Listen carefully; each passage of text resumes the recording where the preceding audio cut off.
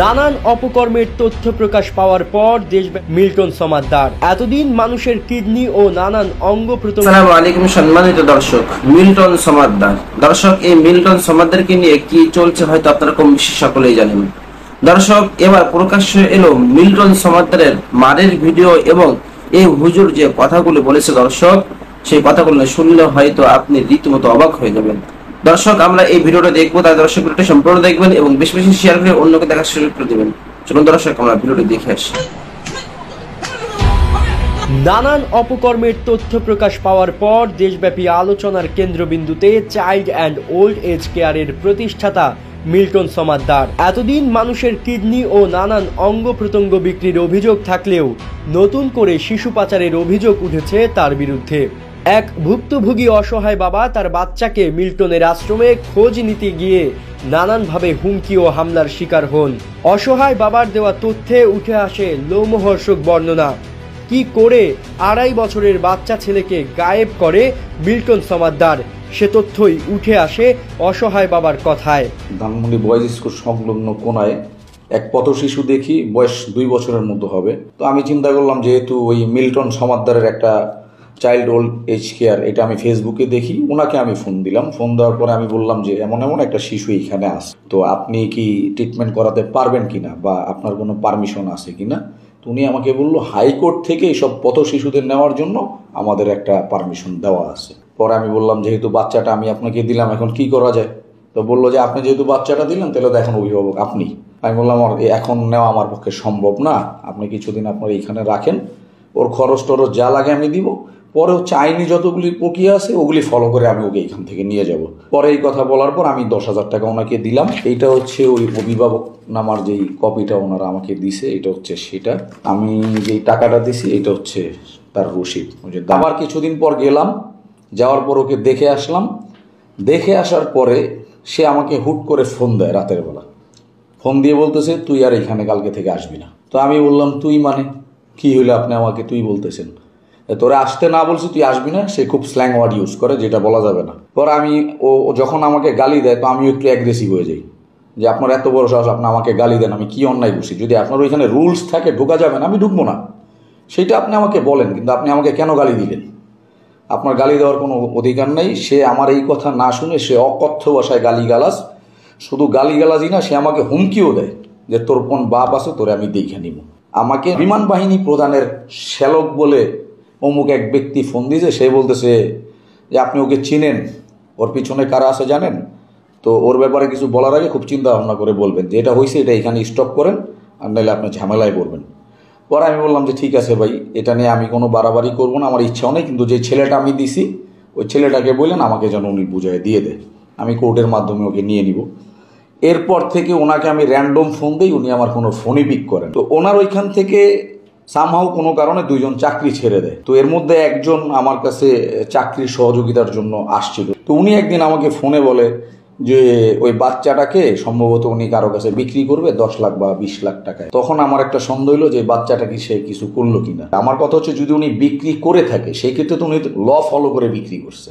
লয়ের বাইরে গিয়ে যদি উনি বিক্রি করে তাহলে তো এটা অন্যায়। তাইলে তো বলতে হবে যে সে বাচ্চাদের নিয়ে বিজনেস করতেছে, ওই ফেসবুকে একটু দেখতেছে, পাগল হয়ে যেতেছে, গিয়ে দেখুক তার বিহেভ কতটা খারাপ। আমি বললাম তো, যাদের মায়া কান্না তারা গিয়ে দেখুক তার ব্যবহার কত খারাপ, সে কত রুড বিহেভ করে মানুষের সাথে। তার গালি শুনলে আপনি আকাশ থেকে পড়বেন যে এই লোক কিভাবে অকথ্য ভাষায় গালিগালাজ করে। তার একটা টিম আছে যারা কিনা মানুষকে ফোনে হুমকি ধামকি দেয়।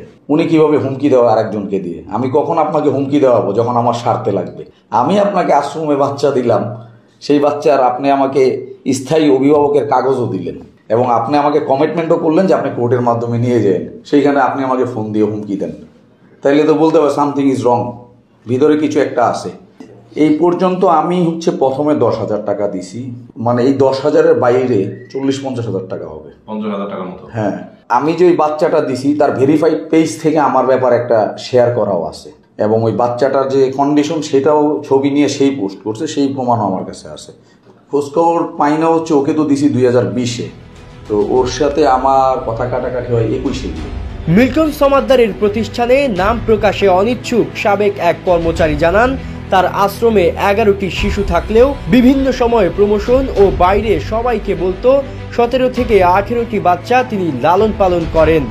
তবে বাকি বাচ্চাদের কোনো হিসেব ছিল না মিল্টন সমাদ্দারের কাছে। আপনি যে সময় যে ফুয়াদকে রাখছিলেন তখন বাচ্চা ছিল টোটাল 11টা, কিন্তু ওই ভিডিওতে কিন্তু আমরা আমি তো ওখানে ছিলাম ভিডিওতে, ফুয়াদকে কোলে নিয়ে যে ভিডিও করছি আমি, ওখানে উল্লেখ করতে হয়েছে 17টা বাচ্চা। আর তার মনে করেন মুখের ভাষাটা, হ্যাঁ আপনি তো জানেনই, আপনাকে মারতে গেছিল, হ্যাঁ মান সম্মান বাঁচানোর জন্য থাক বাবা যে কদিন পাচ্ছি করছি। সম্প্রতি সামাজিক যোগাযোগ মাধ্যমে ছড়িয়ে পড়েছে মিল্টনের আশ্রমের ভেতরে অত্যাচার ও নির্যাতনের একটি ভিডিও।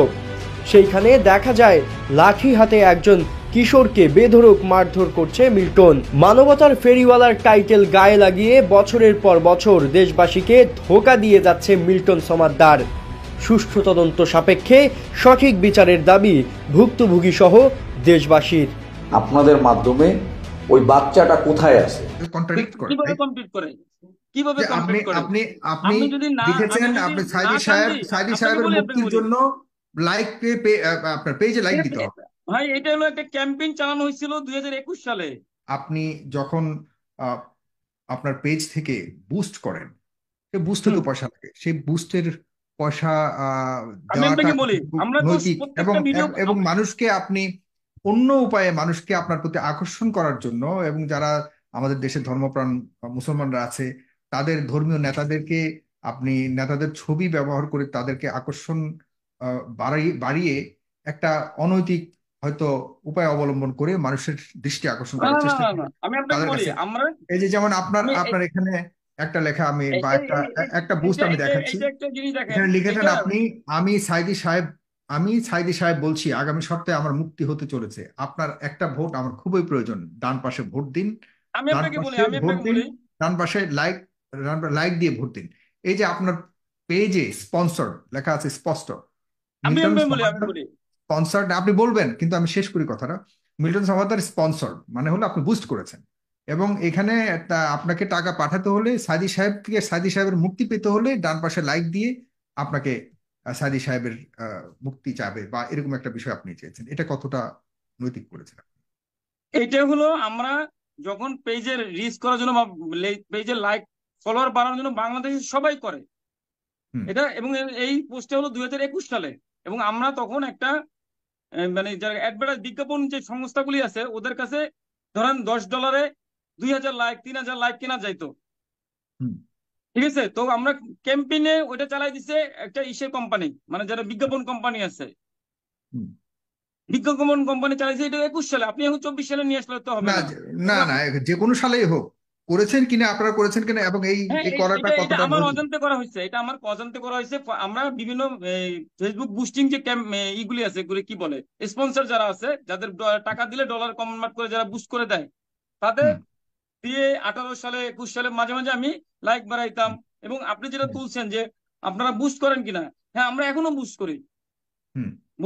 এই কারণে আমাদের সব পোস্ট রান হয় না। যেমন দানের পোস্ট দিলে, টাকা চাই কোনো পোস্ট দিলে তখন এটা মানুষের কাছে পৌঁছায় না। এমনি মানে ইমোশনাল ভিডিও যেগুলো আছে, মরা কান্না দুঃখ, এই ভিডিওগুলো মানুষের কাছে যায়, দ্রুত যায়, শেয়ার হয়, লাইক হয়। কিন্তু যখনই আমরা কোনো দান চাই, মানুষের কাছে সহযোগিতা চাই, তখন ওই ভিডিওগুলো যায় না। দেন তখন করতে হয় কি, $5 $10 পার ডে বুস্টিং চালাইলে একটা ভালো রেসপন্স আসে। আমি যদি 500 টাকা খরচ করে শুভাকাঙ্ক্ষীদের কাছে স্প্রেড করতে পারি, শুভাকাঙ্ক্ষীদের কাছে পৌঁছতে পারি, দেখা যায় আমার 1500 2000 5000 টাকা আসে, আমি করি। কিন্তু আপনার উপায়টা নিয়ে প্রশ্ন করছে আপনি, মানুষের মানে স্পর্শকাতর একটা বিষয়কে সামনে নিয়ে আপনাকে সহযোগিতা করবার জন্য এমন একটা উপায় অবলম্বন করছেন যেটার সাথে আপনার নৈতিকতা এবং আপনি যে উদ্দেশ্যে টাকাটা নিচ্ছেন এটার সাথে কনফ্লিক্ট করে, কন্ট্রাডিক্ট করে।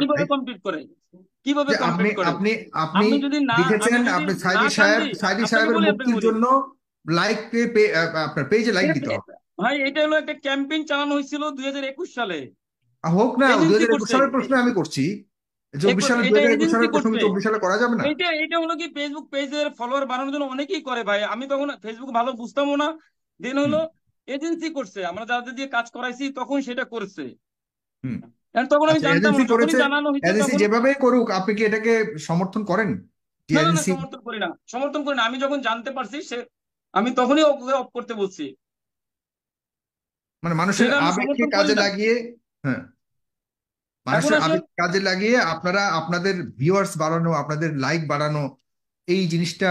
এই মিল্টন সমাদ্দারকে নিয়ে আপনার কি মতামত অবশ্যই কমেন্ট বক্সে জানাবেন। আজকে ভিডিওটি এই পর্যন্ত। ভিডিওটা ভালো লাগলে অবশ্যই লাইক দিবেন এবং বেশি বেশি শেয়ার করে অন্যকে দেখার সুযোগ করে দেবেন। আসসালামু আলাইকুম।